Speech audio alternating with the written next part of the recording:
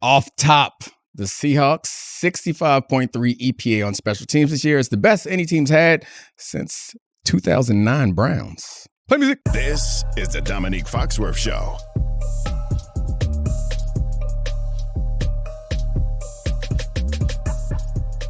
Welcome to the Domonique Foxworth Show. Right behind them were the 07 Bears. A lot of Hesters. Yeah. I'm joined by the great Charlie Kravitz, as I always am, and we will be joined by you in San Francisco for the live show that we're doing on Thursday. Go to foxworthpodlive.com, foxworthpodlive.com. Go there immediately, buy your tickets. Proceeds go to the Special Olympics. Shout out to the Special Olympics basketball team. Our man is coaching them, right? Yeah. Our producer Brian is coaching Eagles Red. They played this weekend, and they are the best team in all of Virginia. Because of the coaching? I don't think it's because of the coaching. So it's about the Jimmies and the Joes, not the X's and the O's. That's a firm belief by the Domonique Foxworth Show. Anyway, what up, Charlie? Where you want to start? We got a lot of fun stuff to talk to each other about today. Yeah, we do. I guess the first one is not that much fun. Yeah. So, we're going to buzz through some NFL news.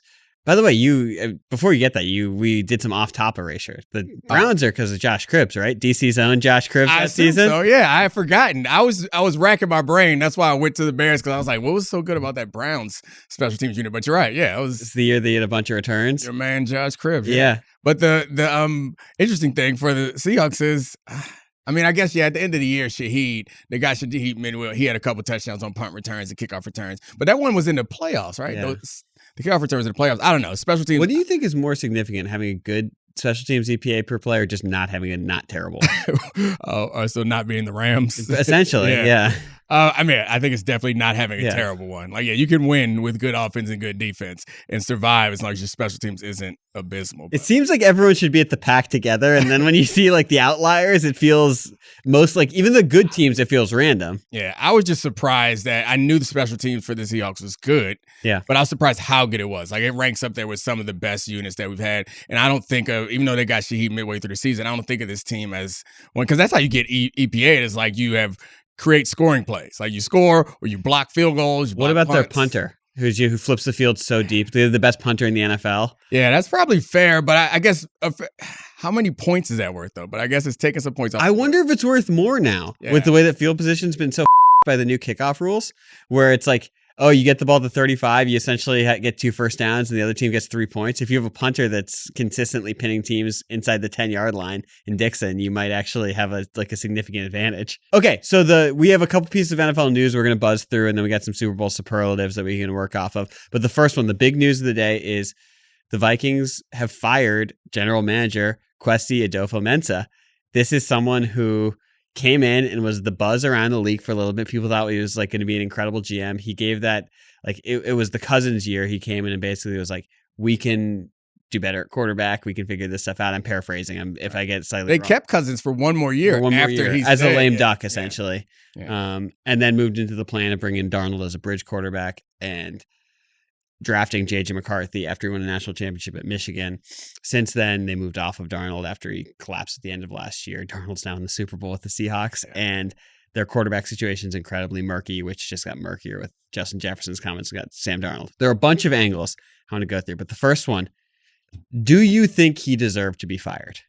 That's such a hard question. I think given his track record, I think that it's easy to make the case that he deserves to be fired. The fact that the team has been pretty successful, with the exception of this last season, which wasn't a mess, like that normally allows him to keep his job. But he was a unique candidate to start with. Mm-hmm. He came from Wall Street. He didn't come to traditional scouting ranks the way that, and he used analytics to get his way in. And that was unique. So I think that he was already had an uphill battle. You read that article in The Athletic about why they got rid of him.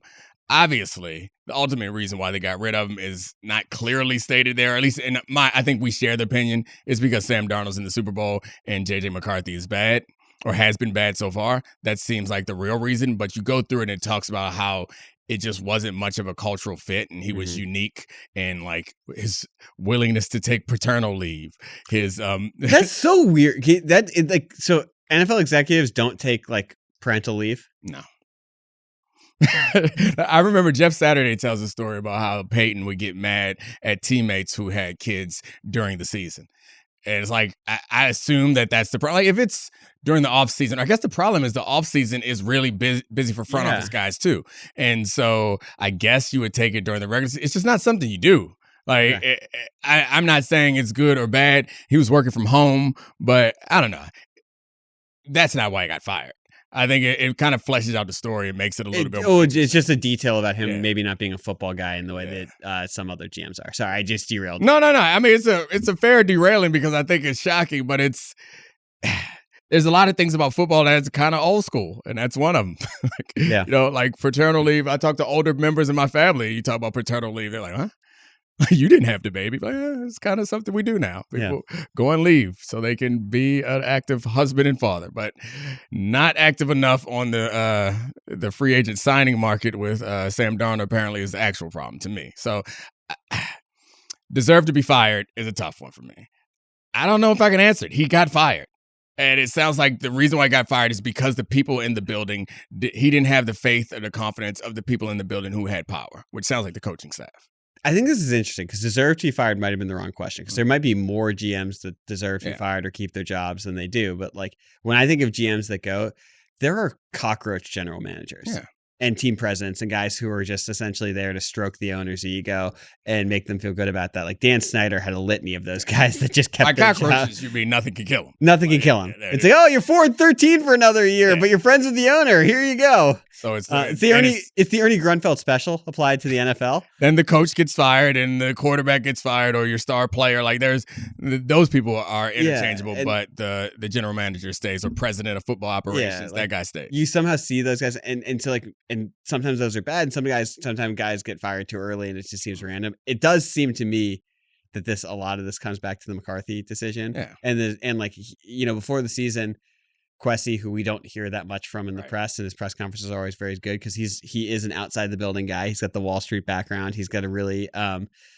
unique and like sort of, I think he's really good at the mic actually, like bringing you in. But he went out and basically said that JJ McCarthy is really good, and I remember that because it like influenced one of my takes. It's like I thought that JJ McCarthy was going to be great because like Kwesi doesn't talk much. Yeah. He's willingly putting his name on this player, but it might have been something a little bit different that was happening where was other refuting the reports that like I think it was Colin Cowherd and Rossini had that the organization is trying to prop him up because he's been so bad in practices, and like I mean what we saw since was injury, bad play, changing his mechanics on the field, et cetera. But no, I mean, like when he gave that first press conference about Kirk Cousins a couple of years ago, I remember being like, this guy's really thinking about rosters in a different way. And he's thinking about optimizing the position, which brings me to this is if it's all about McCarthy, to me, that raises the question is, do you think Kwesi was just the fall guy or that him and KOC should actually be sharing blame for like what's happened with the quarterback position? Because you have the coach who's supposed to be like, I'll take Josh Dobbs or Nick Mullins. I can make it work. Yeah, that was interesting because it felt like that KOC was kind of out on McCarthy from the early stages, right? Like he said things in the press about McCarthy that kind of threw people off about his mechanics. Yeah. Then we had that thing in the season where McCarthy said that he wasn't supposed to gritty, or KOC told him not to gritty. He grittied anyway to score the touchdown. It just felt like made it better. It felt like they were at odds a little bit throughout this season. So it seems odd to me to have a very well-respected quarterback mind guy in Kevin O'Connell not be all in on the quarterback decision that was made. So like when they were deciding to draft McCarthy first, it seemed odd. It would seem odd to me that he would not be in on that decision. And then when they're deciding whether to stick with Sam Darnold or switch over to McCarthy, it would seem like I would want the person whose job it is to make this person perform to be in on it. So it seems weird to imagine that that's the case, but it also would seem odd that if he was in on both those decisions, that the person who's paying for him is Kwesi Adofo-Mensah. It's just some of the stuff is really weird. And when I was thinking about the McCarthy thing, I was trying to be like, how could it have been a Kwesi decision? Mm-hmm. And we've had some weird quotes from like, I think it was Sean Payton who was basically like, we were bluffing about trading up for a different quarterback, and they ended up with Bo Nix. And I was like, how did JJ McCarthy, if the evaluation was so different between the coach and the GM, how did he end up here? And why would a Wall Street guy or someone like Kwesi, who is an outsider, end up with JJ McCarthy? And what I came up with was I wonder if there are certain boxes he ticked as like an analytics draft pick. And by the way, we should say this. McCarthy is still currently slated to be the starting quarterback for Kevin O'Connell next year, even if they bring in competition. He might end up being a good player. But how was there this big of a gap? And I was like, is this the type of person who would fool someone outside the building? He was a really good athlete, like fast guy, had the second highest velocity throw at the combine after Joe Milton. Granted, Caleb and Jaden Daniels didn't throw in that thing. He won a ton of games at Michigan, and there was all that. We're doing this again now. We did an episode on it last week, how experience makes a difference in projecting future success. He won a national championship. He's a blue chip recruit.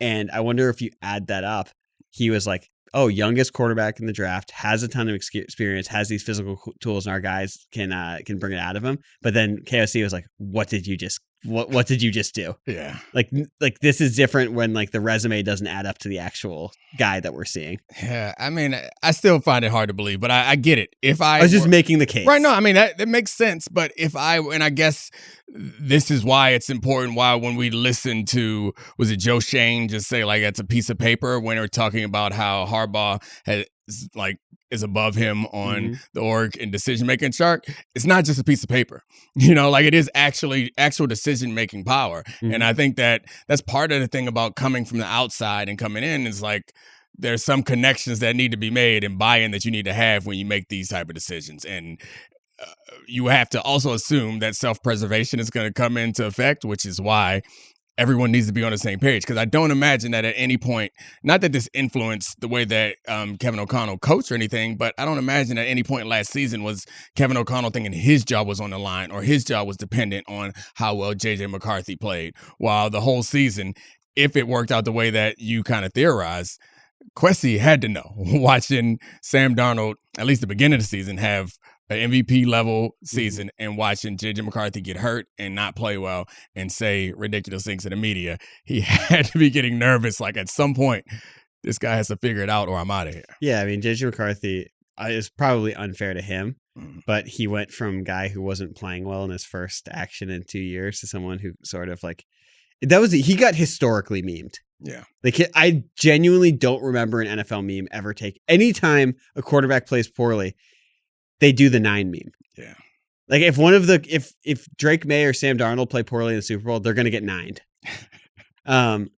And so, the next part about this is there was Justin Jefferson's comments. Yeah. He went on some podcast, apologies to the podcast he went on. I'm sure it's great.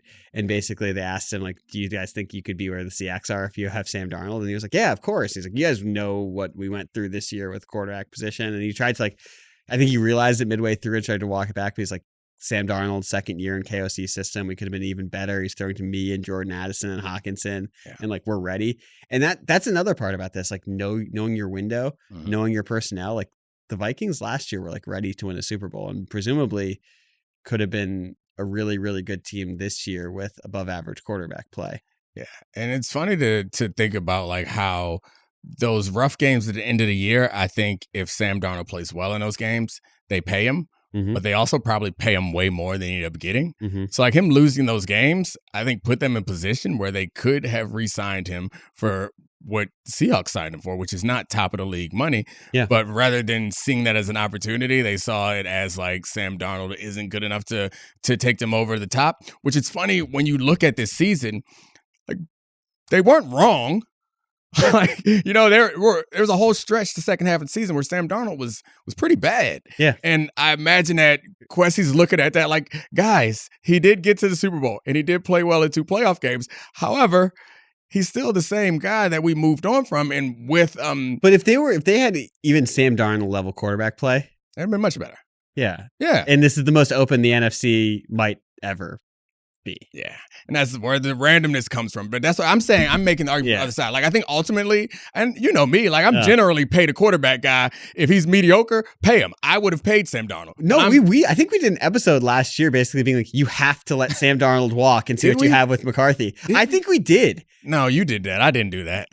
I hope we discussed it because I'm sure we did it, but I just feel like that's my general position is always you got a guy that's proven it, pay him and hold on to him. But I just remember walking around New York. Yeah. It was something that we might have recorded. You're probably right. I mean, there's an obvious argument for why you would want to go with if we didn't do this on air, we did this off air. But I think that I was just thinking from Kwesi's perspective, like how he might be feeling right now.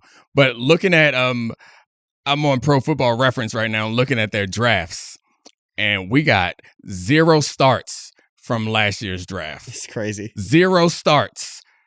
The opposite of the Seahawks. Yeah. It's just we got a couple starts from JJ McCarthy in the previous draft. Mm-hmm. It's just it's a bad scene. He didn't really hit on very much. So the other thing about this is you look at Justin Jefferson's comments. He's obviously the most venerated player on this team, and he's talking about how tough it is to watch and blah blah blah, and how happy he is for him and yada yada.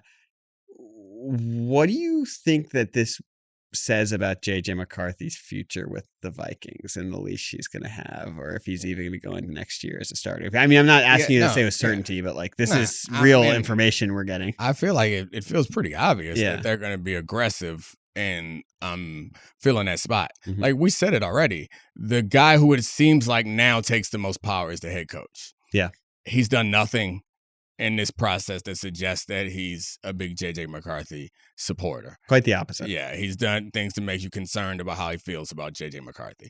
I don't think that he wants to go into another year. And this is, again, is the only quarterback who's kind of been bad since KLC's been at the helm there. Like they cycled through other quarterbacks who would have at least been like respectable. It got to the point where we were like, is KLC the best quarterback whisperer in the NFL? Yeah. And that's all gone after this season. We don't talk about him in that way after this season. I imagine that reputation is important to him, and he thinks that it's only changed because of JJ McCarthy, not because of anything that he's done. I'm imagining of all the quarterbacks, though, this is something that JJ McCarthy would just be like, I'm going to meditate, and 9 will not think about this, even if JJ does. Yeah, well, he might be thinking about it elsewhere or on the sideline. They're gonna be aggressive in the market because this team is still pretty close. Like their defense. The offense should be good immediately. Right. Yeah. No, that's not the question. The offense should be good immediately. Darashad gets back healthy. Like that offense should be good with a serviceable quarterback in there. The defense, I guess there are more questions about how well they can play. The McCarthy thing was so weird, too, because every time he came back from the injury, he'd have like a random half where he would put up, and then the second half would be like the worst thing you've ever seen. One thing I can say that I did was after their week 1 comeback, I was all over JJ McCarthy. I was like, they found their guy. He took over. I was so confused by this. I was like, this guy is it, guys. A little behind the scenes on this. We were talking about it. And I kept being like, he doesn't like look like an NFL quarterback. I was like, what are we? I was like, I don't get it. I was like, I got worked up, man. I got excited. No, I just gave up. Everyone was saying the same thing. Like, look at the moxie. Look at the loud play. So much moxie. And I was like, maybe football's too complicated for me. No, I think that it was easy to explain. Like the early parts of the game were like nervousness and getting acclimated, and then once he got settled, he did the hardest thing that there is to do, is like lead a comeback drive against a real NFL team. It was like, all right, this is his first start. If you look at that and say, this is their first start, you start looking up from You know what it reminds me of? It's like Zion Williamson's first NBA game when he made 4 threes in the fourth quarter. And we were like, oh, it's totally fine. He hasn't made 4 threes in a game since. Well, I mean, how many games has he played since is the problem? That's more than McCarthy. That's one of the saddest, man. One of the saddest. Well, never mind. We get really sidetracked on the Zion conversation. But as far as super athletes to like not live up to their potential, Zion has got to be up. Do you think if like right now, if he was like, I'm going to go play tight end in the NFL, he could be the best tight end in the league? Okay, maybe not the best, but like one of them. His body can't hold up playing basketball. But it's different. There's more running and like cutting. Like I think there's plenty of running and cutting.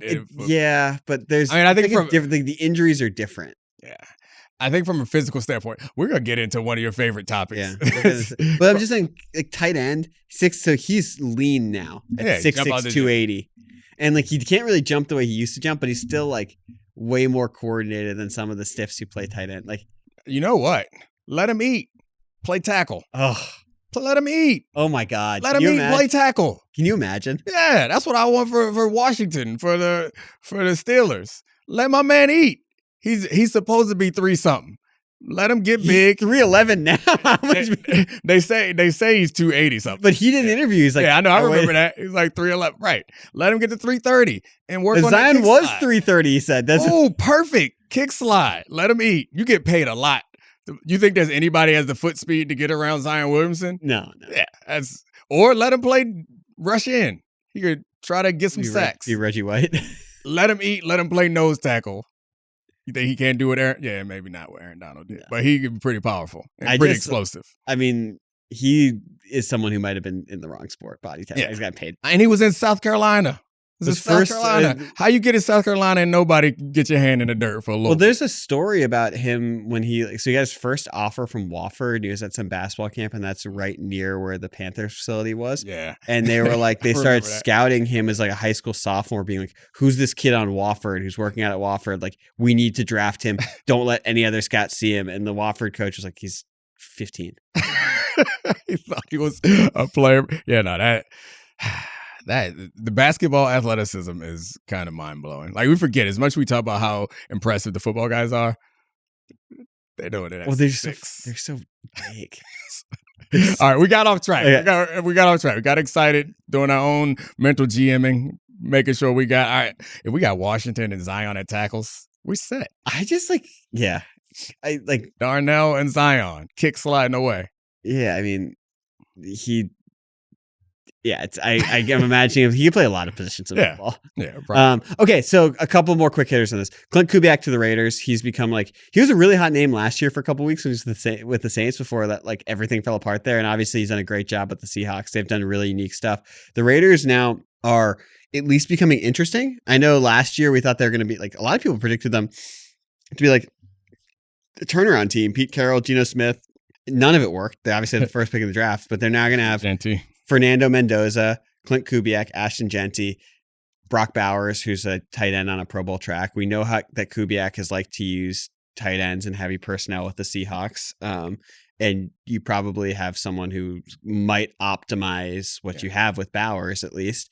And, we talked about this initially being like Mendoza seems like a high floor player, but the situation could tank him. Are you starting to have a little bit more faith that they're doing things that can support him being a successful quarterback? No. I mean, I mean this is no disrespect to Klint Kubiak, but I don't think with all due respect. I mean, I like Klint. His dad was the OC when I was in Denver. Kubiak's good people. However, I think that the Raiders, their track record is not one of providing the infrastructure that's needed. I think they're going to need more than hiring Klint Kubiak. It's going to have to be the offseason maneuvers that's going to make me change my mind about this. Will they be able to run the ball? That's all. That's all I really want to know offensively.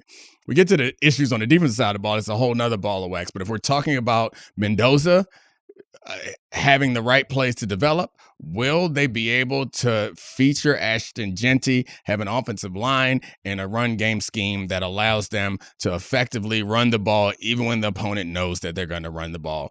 From that, other things can come. Bowers is an incredible pass catching tight end. He's going to be a great weapon for Mendoza. But the real question is, will they be able to run the ball? Genty's obviously he's a really talented guy. The stats of him having the most yards after contact in the entire NFL.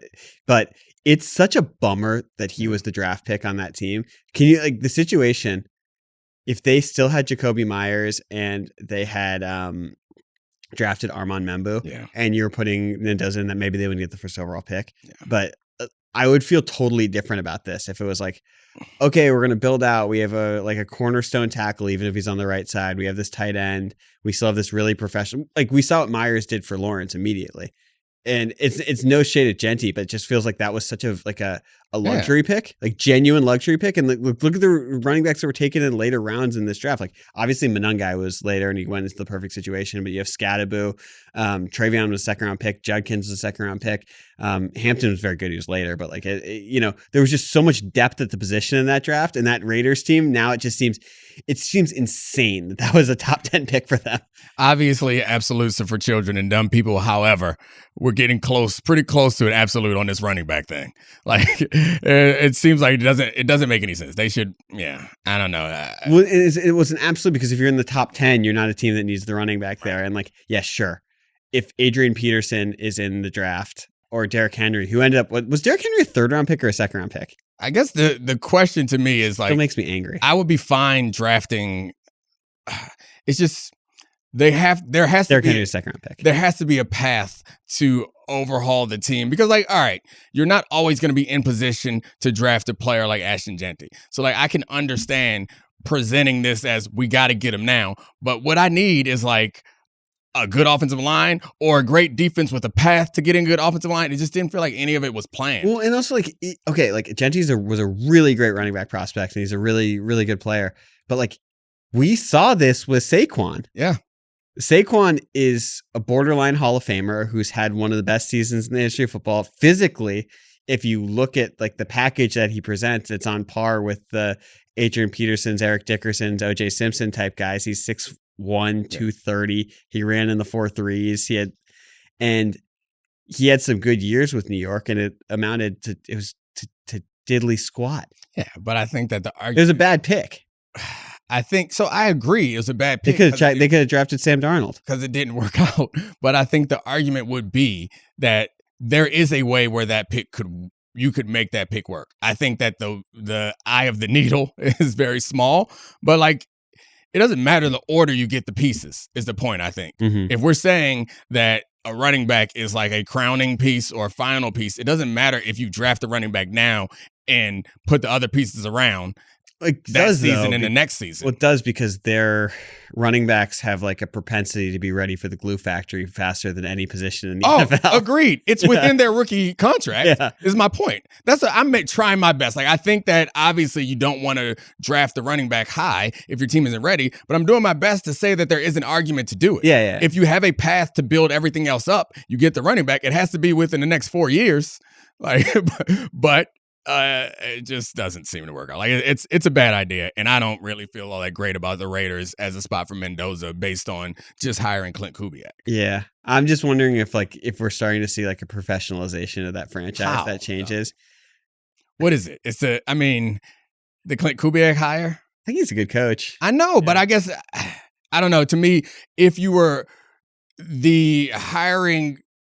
The last coach that they hired felt like more like we are going to hand this over to someone who knows what they're doing. Like hiring Klint Kubiak doesn't suggest to me that we're professionalizing. Yeah, I guess they did that with Carroll and paid $6 million for Chip Kelly. And that felt like we're raising the floor with Geno Smith. Yeah, honestly, this pitch was made easier last year, but we'll see. It doesn't mean that it's not going to work out. The problem is right now they can't do the things that they need to do to give me confidence. Like we have to get through free agency and get through the draft. The Mendoza thing is just so funny because like as it's gone along, obviously he was so good in like the playoff and then had the iconic play in the national championship game. And he's so weird, but seems so genuine and that it's like won me. And I feel like a lot of people over. And then when you look at the tools, like the tools of it, like he seems like a 1-1 quarterback or seems on par with like the type of prospect that Cam Ward was last year. Just he's 6'5" and has this good arm and is mobile. But I am grasping at things for being like, oh my God, are we going to have Cam Ward 2.0 where not that I still think really highly of Cam Ward as a prospect, but his rookie year was obviously made way more difficult because of the situation and the coach, and they fired the coach halfway through the year. And we don't know if there's any pieces we love in that organization. Yeah. Is Mendoza capable of doing it? Yes. Is this situation ready for him? I don't think it is just yet. Which it can get there. Yeah. And like we saw Drake May last year in a tough situation show. They got to sign Jacoby Brissett. Right. But I mean, we saw Drake May show in a tough situation that he has the tools. And then the following offseason, they spent all the money and the Drake May thing are where they are. Is such a good example of like you kind of know what you see when you see it. Yeah.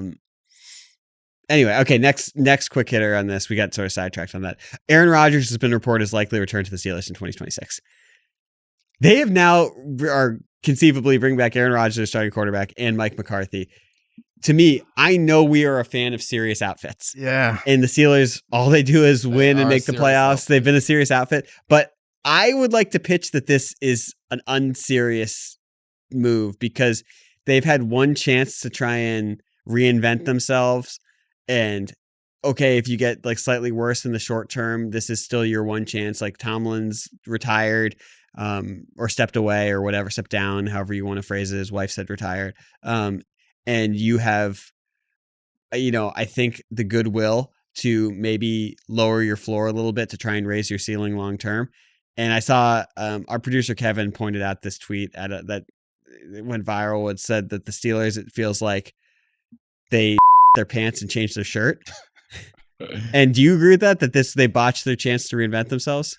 I hate being on the opposite side of this conversation because I've been like supportive of the Steelers who refuse to like intentionally like bottom out or refuse to give up on any season. Like I respect it. I think all teams should approach their seasons that way.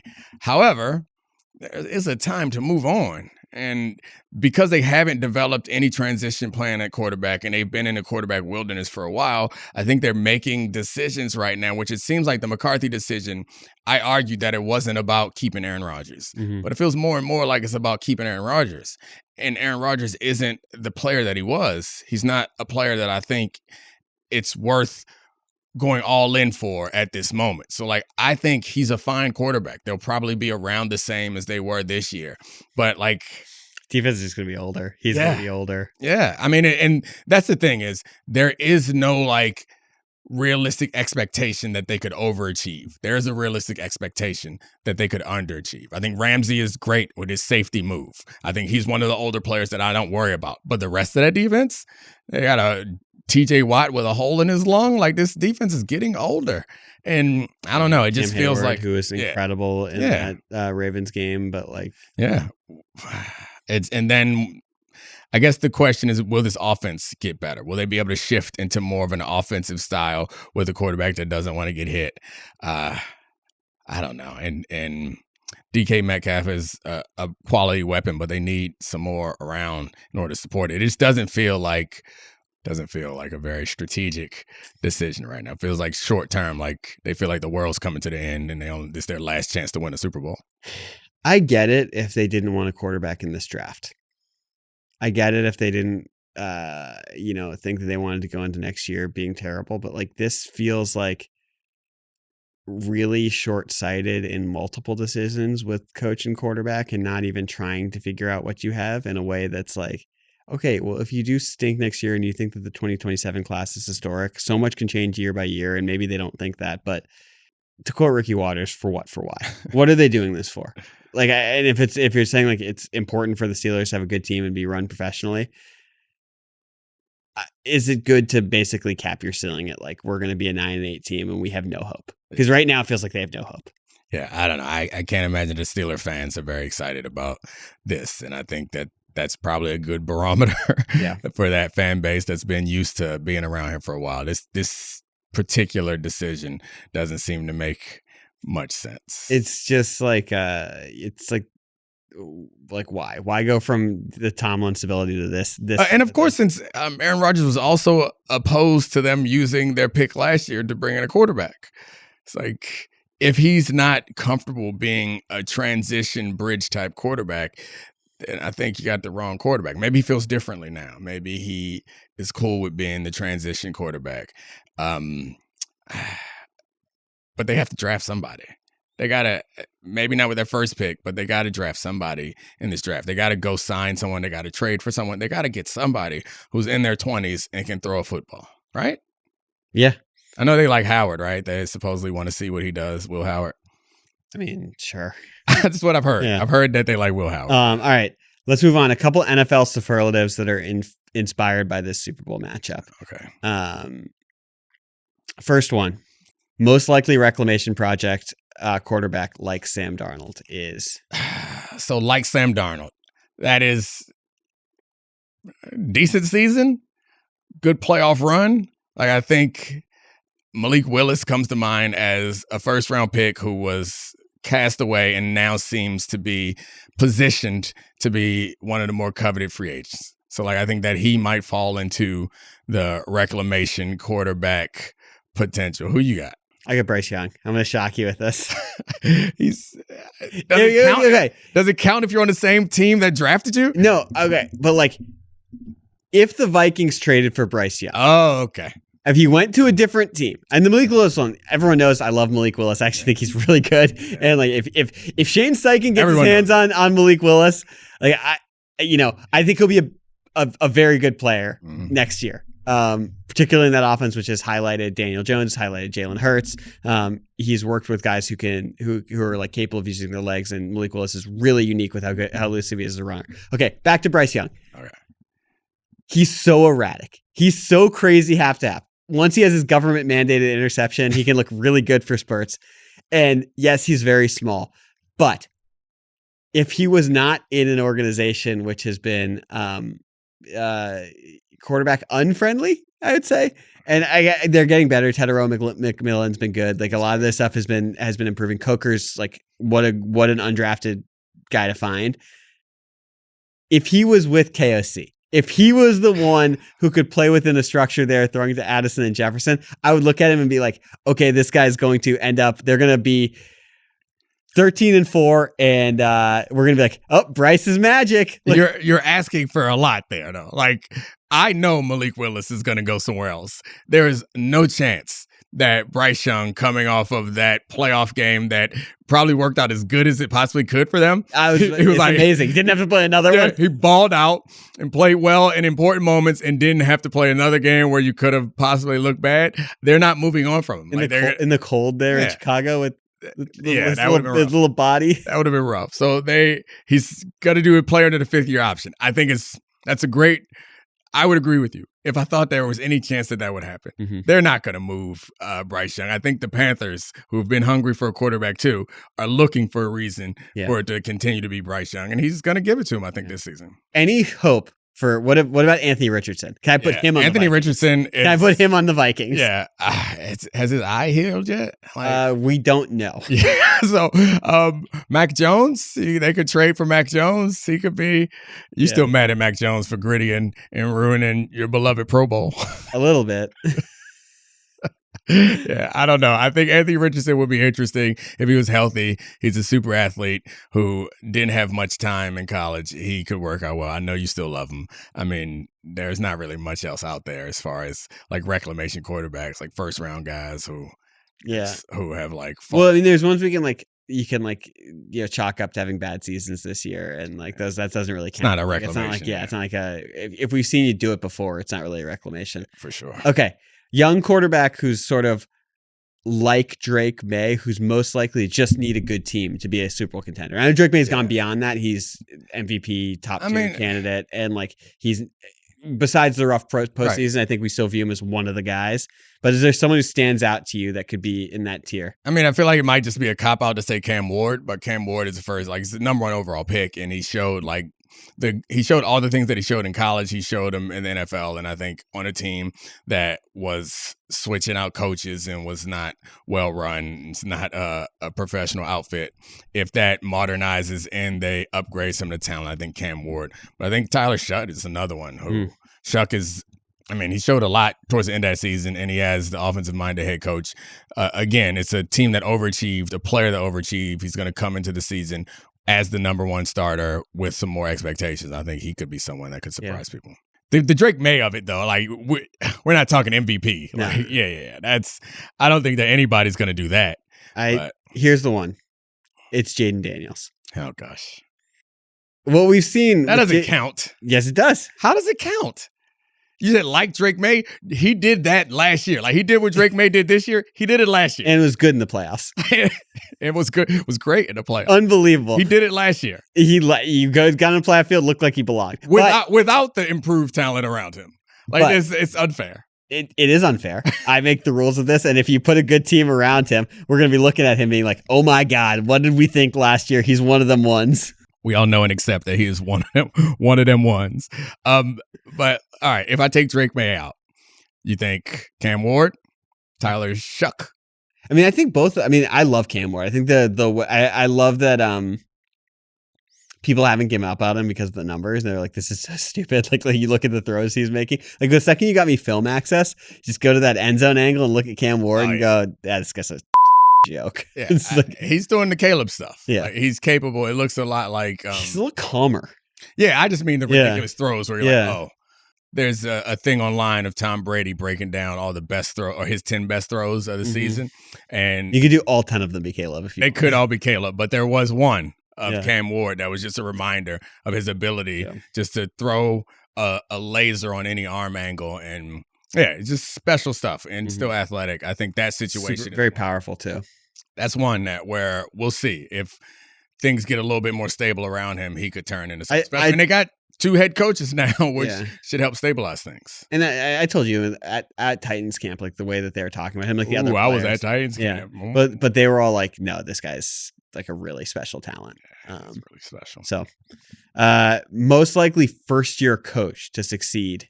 The example of this would be Mike Vrabel, but obviously that's a very hard bar because he's a great coach. He's done a great job. They've also, I think it'd be foolish to not say that they had some luck on their side also. Yeah. So it's not saying just get to the Super Bowl, just turn the program around.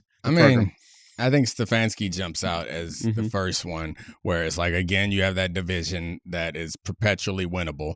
They held on to the defense coordinator and Jeff Ulbrich, who helped to improve this defense with those young defensive ends, got a lot better. And, of course, I think the Falcons exist in all of our minds as a sleeping giant all the time because all the talented skill position players that they have, the quarterback is still a question. But assuming Stefanski has some offensive insights that could like improve this offense, I think, given the division and given the improved defense, that the Falcons jump out to me as the obvious like first-year head coach or not first-time head coach, but first-year new head coach could rocket up to the top of the NFC. I'm going to cheat again and take Jesse Minter. Oh, gosh. Yeah, you're definitely cheating this game. Jeffy, all right, give your explanation. First of all, former Vanderbilt coach. Shout out Jesse. Okay. What did he coach there? He's defensive coordinator. Okay, nice. So that's huge for him. Anchor down. Also, I mean, we've talked about this defense. I think that the Ravens roster is really overrated this year. Like all the people said they have the best roster. Like, I think what we know now, it's easy to look back and be like, the cupboard was more bare on defense than we realized. Like they needed Matabike and Owe to have any pass rush. They need to figure that out. If you're expecting Kyle Hamilton to be everything, that's a bad plan, despite how great he is. But Minter is a really good coach. And defense obviously regresses and it can be regressed in a positive way more year to year than offenses do. And essentially, anytime you have Lamar on offense, you have a top 5 offense by DVOA, assuming he's closer. Even if he's not in his 2023 or 2024 form, if he's closer to that, if he's halfway between where he was last year and that, you're going to have a really good offense. And if Minter's scheme improves the defense a little bit, I mean, you only do a percentage if they get closer to the pack, closer to average than just being bad in certain things. That division has the worst vibes of any division in the league. We just talked about the Steelers of it. The Bengals are the one coach that didn't fire their coach, and they're a mess every single year. And no one trusts the Browns. So it's like you look at the Jesse Minter thing. It's set up for quarterback and coach to be a 12, 13 win team next year. Yeah. I mean, I think we have to also mention. I totally cheated. yeah, that's fine. They win 13 games every year, and it's like the one year they don't. There's one year they didn't. But speaking of Baltimore, like Harbaugh, who left, like he's another one who I think the situation, they have a lot of pieces. Yeah. They have an incredible defensive line as a starting point. They have a young quarterback. I mean, Neighbors, we don't know about how this is working out. They have a legitimate cornerstone at tackle. Like, they have a lot of pieces, assuming Scatterboo can be effective. They got a lot of pieces that could get really good pretty quickly. It's one of the things, like, Dart is good. Yeah.